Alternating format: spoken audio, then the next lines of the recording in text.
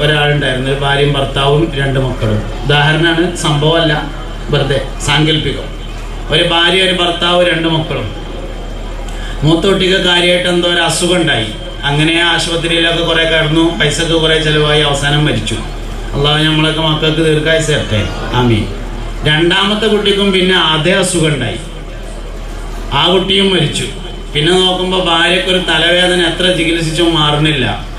അവസാനം ഡോക്ടർമാർ പരിശോധിച്ച് സ്കാനിങ് ഒക്കെ എടുത്തിട്ട് പറഞ്ഞു തിരുവനന്തപുരത്ത് കൊണ്ടുപോയിക്കോളിയാണ്. സംഗതി കൈവിട്ടു. തിരുവനന്തപുരത്ത് പോയി അധ്വാനിച്ചുണ്ടാക്കിയ പൈസ മൊത്തം ചിലവായി, പേരെയും വിറ്റു.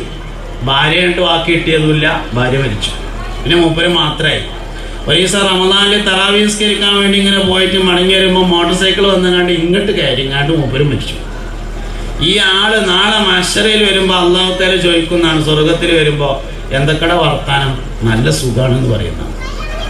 അപ്പൊ അള്ളാഹു ഓർമ്മപ്പെടുത്തും, അവിടെ ചങ്ങായി എൻ്റെ മൂത്ത കുട്ടി പണ്ടൊരു അസുഖം ഉണ്ടായിട്ട് മരിച്ചില്ലേ, അത് ശരിയെന്നിരുന്ന് പഠിച്ചാൽ എന്നാലും സാരമില്ല എന്ന് പറയും. കാരണം അത് മറന്നു എന്നുള്ളതാണ്.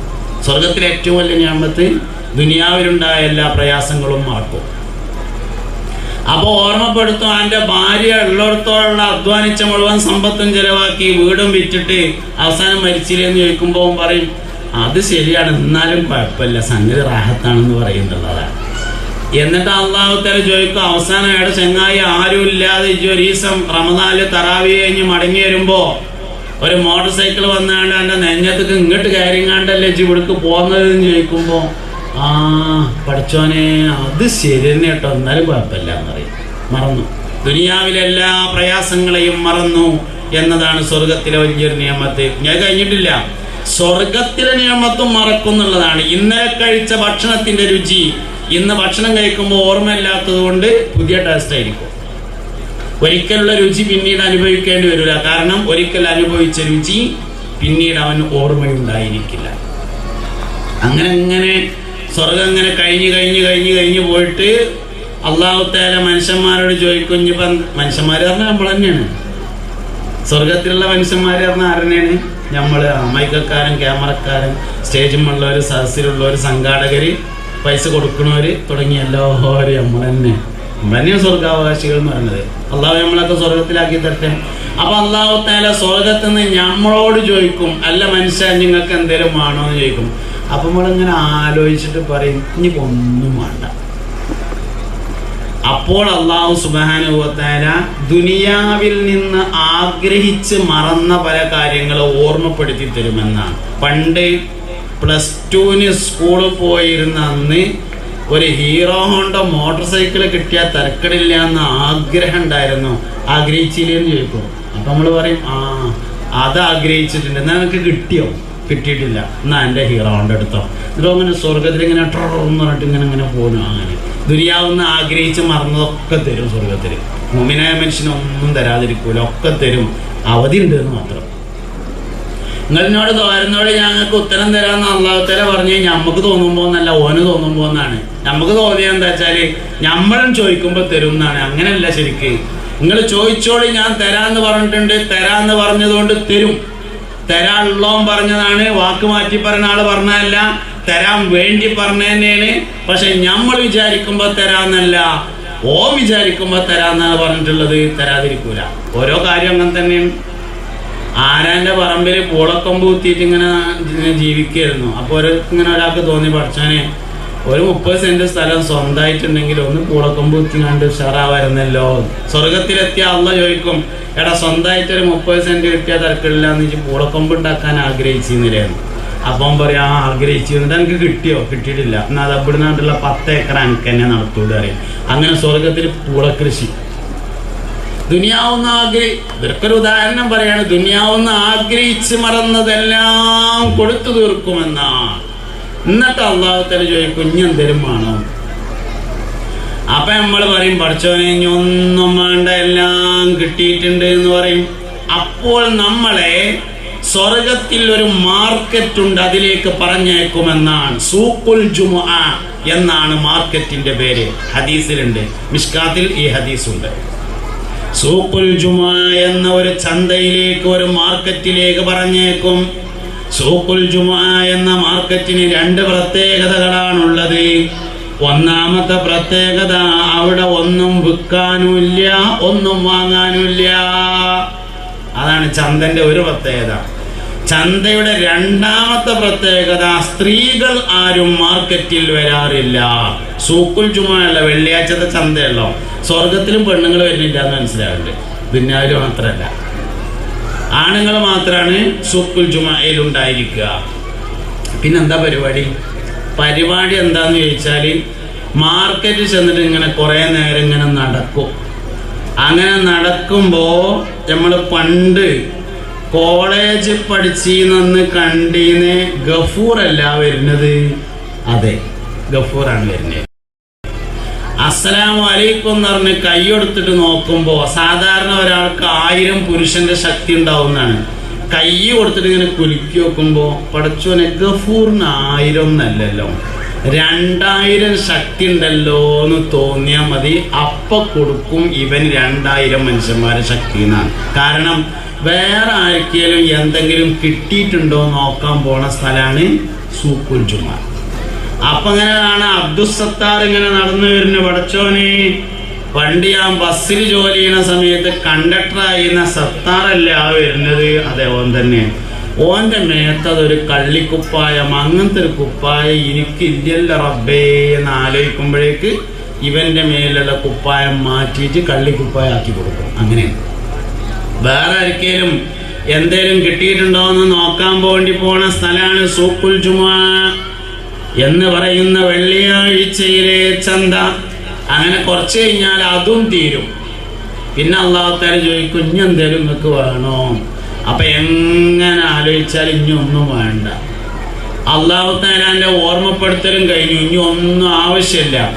അവസാനമായി അല്ലാഹു ഒരു ചോദ്യം ചോദിക്കും, എൻ്റെ അടിമകളെ നിങ്ങൾക്ക് എന്നെ ഒന്ന് കാണണ്ടയോ എന്ന് ചോദിക്കും.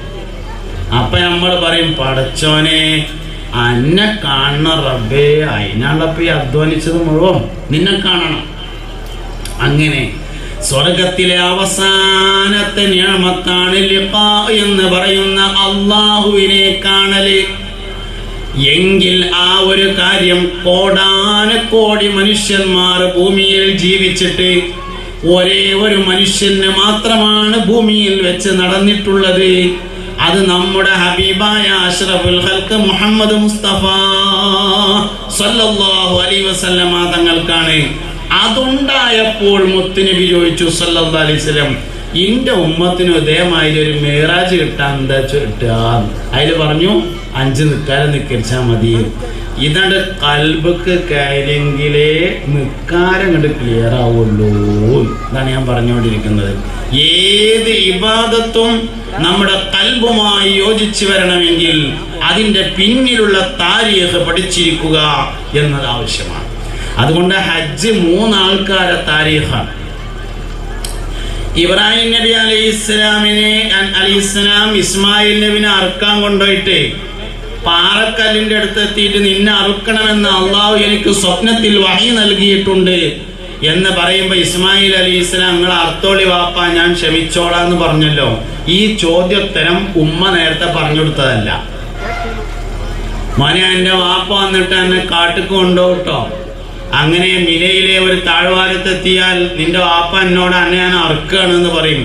അപ്പൊ ഉമ്മാന്റെ കുട്ടി അർത്തോളി വാപ്പ എന്ന് പറഞ്ഞുകൊണ്ട് ഒന്നും ഉണ്ടാവില്ലടാ, ദേശം കഴിയുമ്പോൾ അതിന് ജിബിരിയിൽ സ്വർഗത്ത് നിന്ന് ആടിനേറ്റ് വരുമെന്ന് ഉമ്മ പറഞ്ഞു കൊടുത്തതല്ല. പിന്നെ എന്തുകൊണ്ട് ഇസ്മായിലിന് അങ്ങനെ ഒരു ഉത്തരം പറയാൻ കിട്ടി എന്നതിൻ്റെ മറുപടി, ഇബ്രാഹിം നബി അലൈഹിസ്സലാം എന്ന വാപ്പാക്ക് വാപ്പാന്റെ ഗുണമുണ്ടായപ്പോൾ മകന് മകന്റെ ഗുണമുണ്ടായതാണ്. അൽ വലദു സിർറു അബിഹി എന്നാണ്. മക്കൾ പിതാക്കന്മാരുടെ സ്വകാര്യമാകുന്നു എന്നാണ്. ഉമ്മാരെ പറ്റി നമ്മൾ എപ്പോഴും പറയലുണ്ടല്ലോ, വാപ്പാരെ പറ്റി 2 വാക്ക് പറയാം. ഏത് മനുഷ്യനും അവന്റെ വാപ്പാന്റെ സ്വകാര്യമായിരിക്കും എന്ന് പറഞ്ഞാൽ എന്താ അർത്ഥം? വാപ്പ സ്വകാര്യത്തിൽ കാണുന്നത് മകൻ പ്രാക്ടീസിൽ പോയിട്ട് കാണും. വാപ്പ സ്വകാര്യത്തിൽ പറയുന്നത് മകൻ അങ്ങാടിയിൽ നിന്ന് വിളിച്ചു പറയും. വാപ്പ സ്വകാര്യത്തിൽ ചെയ്യുന്നത് മകൻ പരസ്യമായി ചെയ്യും. മക്കൾ എന്നത് പിതാവിന്റെ രഹസ്യമാകുന്നു. നല്ലോണം സൂക്ഷിക്കേണ്ട കാര്യമാണ്. ഉസ്താദേ, ഞാൻ ഏതായാലും ഇങ്ങനെ ആയിപ്പോയി, എൻ്റെ കുട്ടികളെങ്കിലും ഒന്ന് നേരാൻ വേണ്ടി ദോർക്കൊണ്ടിട്ടോ എന്ന് നടക്കൂല. നമ്മളിവിടെ നന്നാവാൻ തീരുമാനിച്ചാൽ കുട്ടികളുടെ നേരാവും. വാപ്പാന്റെ സ്വകാര്യമാണ് മക്കൾ എന്ന് പറയുന്നത്. ഇത് ഉൾക്കൊണ്ടേ പറ്റുള്ളൂ, ഇത് മനസ്സിലാക്കിയേ പറ്റുള്ളൂ എല്ലാവരും. അതുകൊണ്ട് നമ്മളേതായാലും ഇങ്ങനെ ആയിപ്പോയി, കുട്ടികളെങ്കിലും നേരാവട്ടെ എന്നുള്ളത് നടക്കാത്ത പരിപാടിയാണ്. നമ്മളാദ്യം നന്നാവാൻ തീരുമാനിക്കണം. വൈകി തീരുമാനിക്കണതിന് കുഴപ്പമൊന്നുമില്ല, പക്ഷെ തീരുമാനിക്കണം. എത്ര കാലം തീരുമാനിച്ചില്ല എന്നുള്ളതിന് പ്രശ്നമില്ല, പക്ഷെ ഇപ്പം തീരുമാനം ഉണ്ടായിരിക്കണം. നമ്മൾ നന്നാവാൻ തീരുമാനിച്ചാൽ മാത്രമേ മക്കൾ നന്നാവുള്ളൂ. റബീഉൽ അവ്വൽ 12-ന്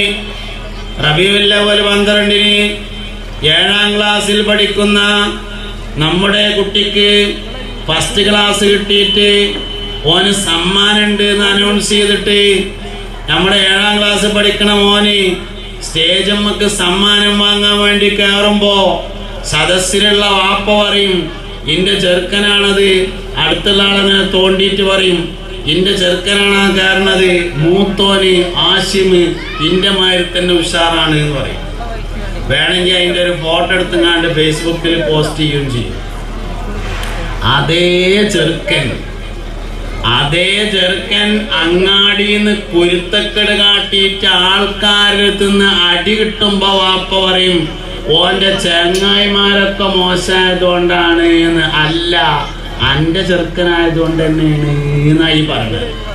റബീഉൽ അവ്വൽ 12-ന് സമ്മാനം വാങ്ങിയത് അന്റെ മകനായത് കൊണ്ടാണെങ്കിൽ ആൾക്കാരെടുത്തുനിന്ന് പെരടിക്ക് നോക്കിയിട്ട് അടി കിട്ടിയതും നിന്റെ മകനായത് കൊണ്ട് തന്നെയാണ്. അൽ വലദു സിർറു അബി. മക്കൾ പിതാവിന്റെ സ്വകാര്യമാകുന്നു എന്നതാണ് തത്വം. അതുകൊണ്ട് ആദ്യം മാതാപിതാക്കൾ നന്നാവാൻ തീരുമാനിക്കണം. ഇനി രണ്ടാമത്തെ ഒരു കാര്യം കൂടിയും പറയാം. മക്കളുടെ വളർച്ചയിൽ ഉമ്മാന്റെ ആഗ്രഹങ്ങൾക്ക് വലിയ പങ്കുണ്ട്. മക്കളുടെ വളർച്ചയിൽ വാപ്പാന്റെ പ്രവർത്തനങ്ങൾക്ക് പങ്കുണ്ട്. മക്കളുടെ വളർച്ചയിൽ ഉമ്മാന്റെ ആഗ്രഹങ്ങൾക്ക് പങ്കുണ്ട്. ലോക ചരിത്രം പരിശോധിച്ചാൽ പ്രസിദ്ധന്മാരായ പലരുടെയും പിന്നിൽ രഹസ്യം ഉമ്മമാരുടെ ആഗ്രഹമാണ്. ഗൗസുൽ ആസം സുൽത്താൻ മുഹിയുദ്ദീൻ അബ്ദുൽ ഖാദിർ ജീലാനി ഖദ്ദസല്ലാഹു സിർറഹുൽ അസീസ് മഹാനവർകളുടെ വാപ്പ ചെറുപ്പത്തിൽ മരിച്ചതാണ്. ഗൗസുൽ ആസമിന്റെ വാപ്പ ചെറുപ്പത്തിൽ മരിച്ചതാണ്.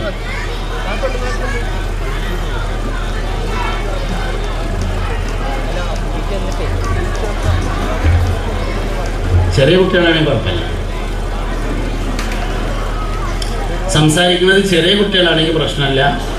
വലിയ ആൾക്കാരാണെങ്കിൽ ചെവിക്ക് ചിറ്റിടാൻ പറ്റിയ 10 ഓട്ടം കുത്തി കളയും. എന്താട്ടും ഓരോ ഓട്ടം നിലവിലുണ്ടാവും. ഒരു യാനബി എല്ലാവരും ചെല്ലിക്കാണി എൻ്റെ ഒപ്പട്ടാവും സാവകാശം. യാനബി. അത് ശരി, ഞാനല്ലാണ് ഒന്നുകൂടി നടക്കുന്നത്. യാനബി അലൈക്കും യാ റസൂൽ സലാം അലൈക്കും യാ ഹബീബ് സലാം അലൈക്കും സ്വലവാത്തുല്ലാഹ് അലൈക്കും. ഒരു വരി എല്ലാവർക്കും അറിയല്ലോ. അത് ചൊല്ലിക്കണി. അശ്റഖൽ ബദ്റു അലൈനാ ഫഖ്തഫത് മിൻഹുൽ ബുദൂറു മിസ്ല ഹുസ്നിക മാ റഅയ്നാ ഖത്തു യാ വജ്ഹ സുറൂരി യാ നബി അലൈക്കും യാ റസൂൽ അലൈക്കും യാ ഹബീബ് സലാം അലൈക്കും സ്വലവാത്തുല്ലാഹ്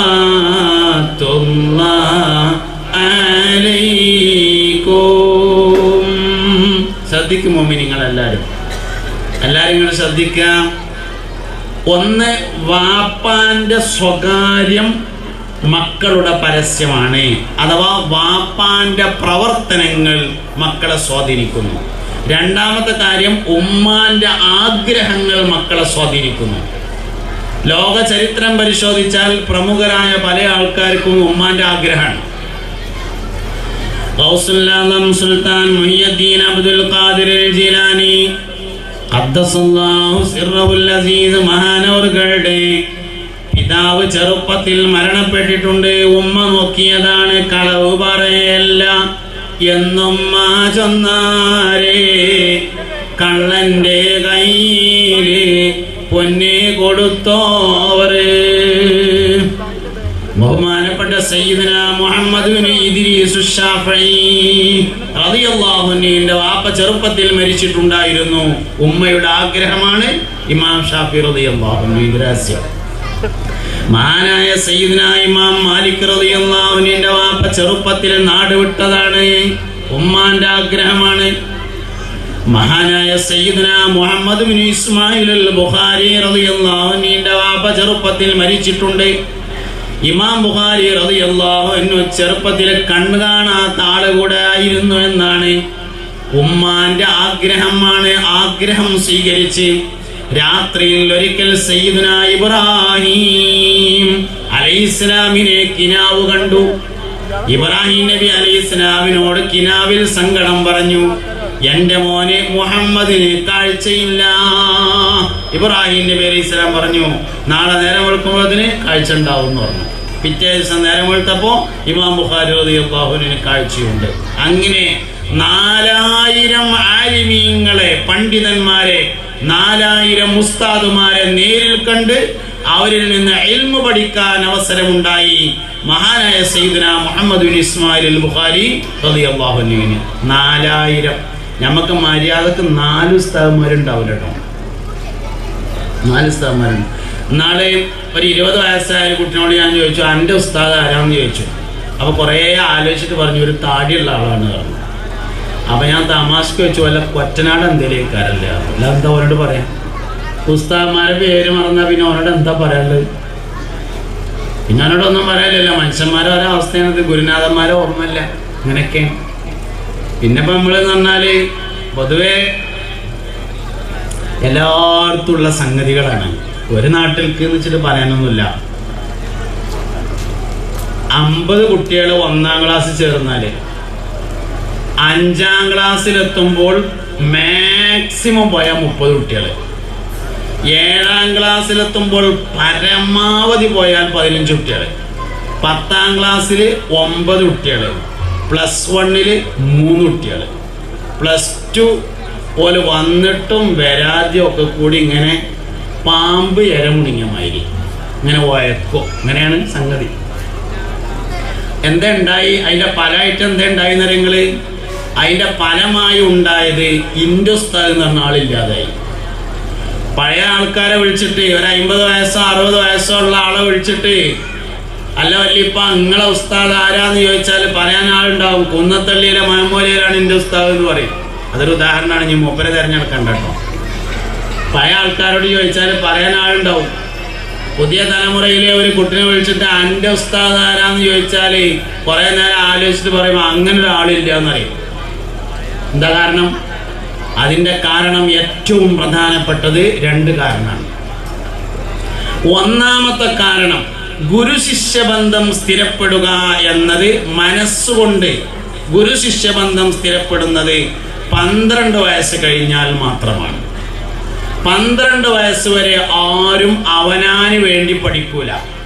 12 വയസ്സ് വരെ പഠിക്കുന്നത് വാപ്പാനെ പേടിച്ചിട്ട്, ഉമ്മാനെ പേടിച്ചിട്ട്, പരീക്ഷയിൽ മാർക്ക് കിട്ടാൻ, ഫസ്റ്റ് ക്ലാസ് കിട്ടാൻ, എങ്ങനെയെങ്കിലുമൊക്കെ ഒന്ന് ജയിക്കാൻ, ഇതിനൊക്കെയാണ് പഠിക്കുക.